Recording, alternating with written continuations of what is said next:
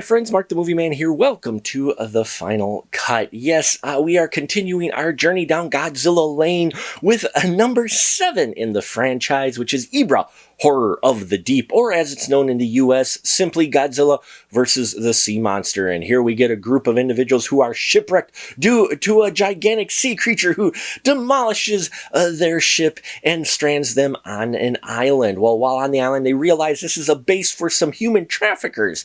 And while they're trying to figure out how to get past the human traffickers and the big gigantic sea beastie that's out guarding the island, they come across a sleeping Godzilla. So they get this brilliant idea.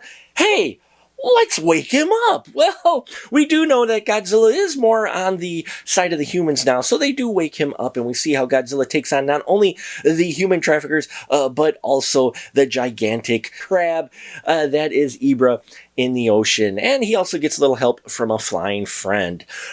This film is definitely different than the other films. You can tell in not only scope but tone, and the tone we've felt it moving more towards being a little more lighter, a little bit more for kids, and this one definitely embodies that, especially with the friendlier looking Godzilla that we get. That was a continuation from Godzilla vs. Monster Zero. Here we get again a friendlier, wide-eyed, happier Godzilla who is happy to help defend those humans who are nice people and step on those who are bad. Now, I did enjoy the fight scenes between Ebrah and Godzilla.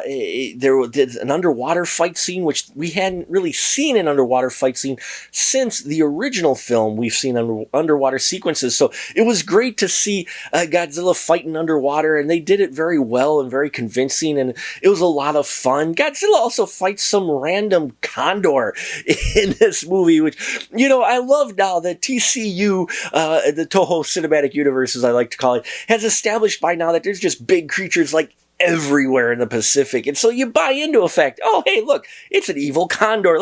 Let's burn it down. And so we see how Godzilla fights that creature as well. Now, as far as the human performers in here go, everybody does well. We get one final appearance in the Showa era by Godzilla regular Akira Takarada.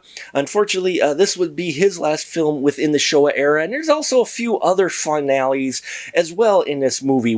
It's the final time we get to see adult Mothra in the Showa era, which is a shame because I always loved the Mothra character and the design of the Mothra character. So unfortunately, we will no longer get her in the Showa era, which also means we no longer get the priestesses, who are some really original characters, and I really enjoyed the identity and their link to Mothra. Really gave its own uniqueness to it, to that creature, especially separating Mothra from the other creatures in the TCU. So it's a lot of final moments for the Showa era in this movie. And again, it's one of the two that just takes place right on an island. We don't get the larger scope. The budget is smaller. You can tell that as well. The models still look decent, of course.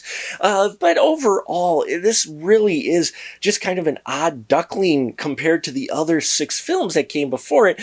And the reason why, most likely, is because this script was initially intended for King Kong. This was going to be a King Kong film, but they ended up putting Godzilla in it, which explains a number of the behaviors that Godzilla has in this film that are more King Kong-esque than we're used to seeing from Godzilla as well. So it's definitely an unusual beast, but I still think it's worth a watch, especially for the fight scenes that Godzilla gets with the big monsters. So there you have it, folks. Please leave your thoughts on what you think of this 7th film in the Godzilla franchise, Godzilla vs. the Sea Monster.